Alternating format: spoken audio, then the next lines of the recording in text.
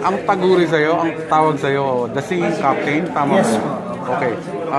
Pitts Berenya. Paano nagsimula yung tawag sa inyong The Singing Captain? Check the mic and make sure it sound right, boys.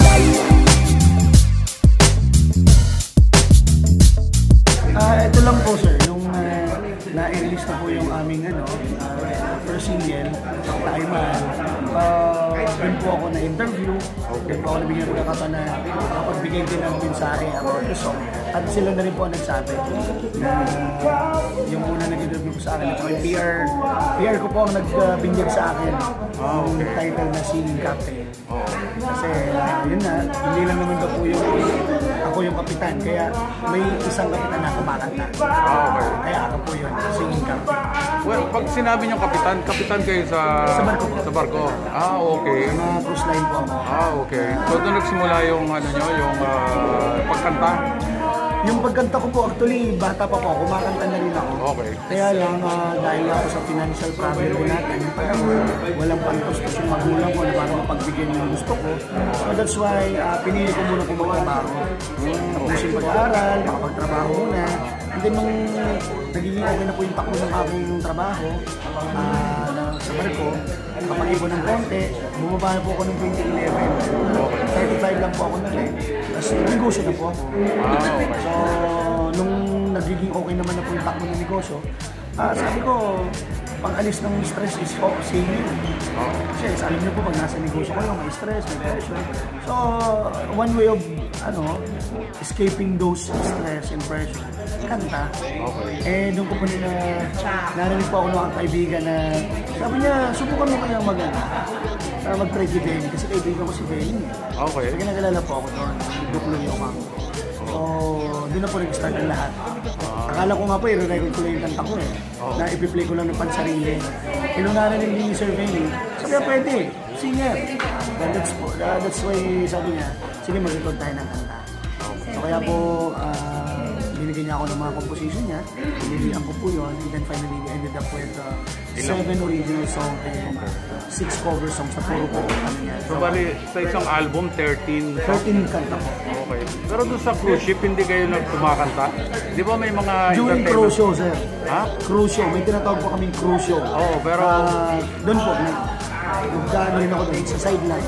Sideline. Kasi may bayad. Okay. Pero matagal na rin kayo hindi sumampa sa barko? Yes sir, 2011 pa po. 2011. So anong negosyo yung pinasukan nyo pagkatapos? Yung una ko pong business na pinutat, Maritime Training Center. So related din po sa profession ko. And then, few years after, nagpunta po akong panibago, yung petroleum company ko po. Paramount Petroleum Company. So, nasa petroleum po ako, distribution, may importation na rin po ako, documents, ready na po din ako importation. Tapos hindi nyo malimutan talaga yung pagkata, yung entertainment? Yes sir. Binalikan mo talaga? Talagang binalikan ko kasi first love ko po yun First love never dies daw Okay. Pero ibig sabihin, katulad ngayon, parang nagdi-discover ka rin na rin ng ibang talent. Yes sir. Yun po yung naging ko rin parang payback. Na kung ako noon walang tumulong para matupad ko pangarap ko, then maybe I can use myself for them to finally reach their dream then. Kaya sabi ko, along the way, pupunta din tayo ng media production para matulungan natin yung mga nangangarap na hindi napagbigyan ng pagkakataon. Bukod sa inyo, yung bukod dun sa isa pa kanina, anong pangalan ng yung kumanta kanina? Yung talent po si Rex Speed. Ilan ang talent dun sa inyong company ngayon? Siya pa lang po ang inumpisahan ko. Siya lang muna po, susubukan natin, kung okay. Then along the way, maghanap na rin tayo ng ibang pwedeng. Ano yun? Parang production company or recording company? Ano ba? Parang production po, multi-production. Multi-production. Pwede tayong mag-develop ng mga singers, dancers, actors, actress, and maybe models. Media production na rin. Sir, sino ba yung mga idol mo sa entertainment? Siyempre, tayo may mga may mga idol. Sa acting po, ang magagaling dyan, Christopher De Leon. Na-idolize natin yun.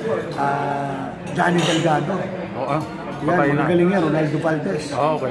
Yan po. Yan mga iniidolo ko sa magaling umarte, parang totoo talaga. So, ibig sabihin, meron din kayong inclination sa acting? Yes sir, kasi aside from singing po, declamation contestant din po ako nun. Okay. And oratorio. Oo. So, nagdadrama-drama na tayo doon. Pero hindi pa kayo lumalabas sa any... Wala pa. Wala pa.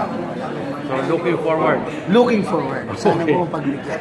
Sa singing naman, sino ang Sa singing idol po, natin? sa local, Martin Rivera, Gary V.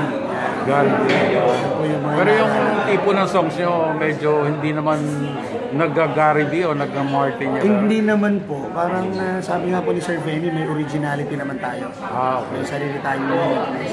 Yun ang importante. Yun ang importante. May sarili po tayong boses. Okay. Salamat, Pete Garinya. Thank you, sir. Maraming salamat. Invite mo naman yung mga ano mo, kung may YouTube channel Yes, sir. ka or anything. Hello everybody. Sa subscribe po ni Sir Eugene. Sana po panoorin niyo po yung aking YouTube channel, Pitch Berinya Official. Makikita niyo po yung mga kanta ko doon, yung mga ibang ginagawa ko. And of course, yung kanta ko po nasa Spotify na din, Pitch Berinya din. And Facebook page, Pitch Berinya. Nandun din po yung mga ibang engagement ko. And by the way, yung aking pong album, whole album, containing 7 originals and 6 cover songs, ilalabas na po sa August 5 sa Spotify. So, maraming salamat po. Sana po supportahan niyo po ako para marinig naman yung aking kanta sa buong bansa at maybe sa labas ng bansa. So, thank you very much po. Maraming salamat, Pete. Salamat po, sir. And good luck. Thank you po.